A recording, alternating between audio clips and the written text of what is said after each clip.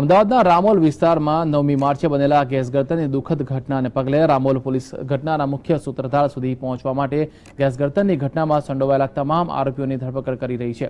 ત્યારે આ સમગ્ર ઘટનામાં રામોલ પોલીસે વધુ એક આરોપી વશરામ ભરવાડની ધરપકડ કરી છે। રામોલ પોલીસે પકડેલ વશરામ ભરવાડ કેમિકલ ઠાલવવા માટે ટ્રકમાંથી ટેન્કર બનાવવામાં મદદ કરતો હતો તેમજ ટેન્કરના સમારકામ માટે જરૂરી રૂપિયાની મદદ કરતો હતો। આરોપીઓએ સમગ્ર ઘટનામાં વપરાયેલ ટેન્કરને બનાવવા માટે 3 લાખ રૂપિયા જેટલાનો ખર્ચ કર્યો હતો, જેમાં સૌથી વધુ રૂપિયા વશરામના હતા।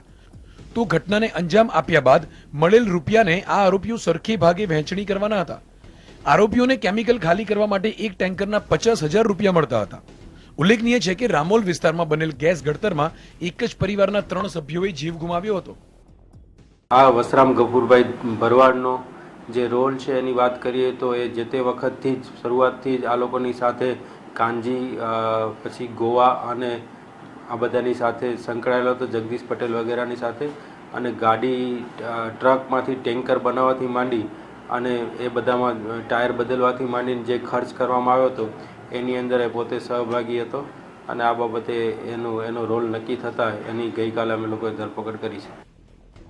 રામોલ વિસ્તારમાં બનેલ દુઃખદ ઘટનામાં નિર્દોષ લોકોએ જીવ ગુમાવ્યો હતો। ભવિષ્યમાં આ પ્રકારની ગંભીર ભૂલ કોઈ અન્ય ન કરે તે માટે રામોલ પોલીસે આ ઘટનામાં આરોપીઓની મદદ કરનાર તમામ વ્યક્તિઓ સામે ગુનો નોંધીને તપાસ હાથ ધરી છે।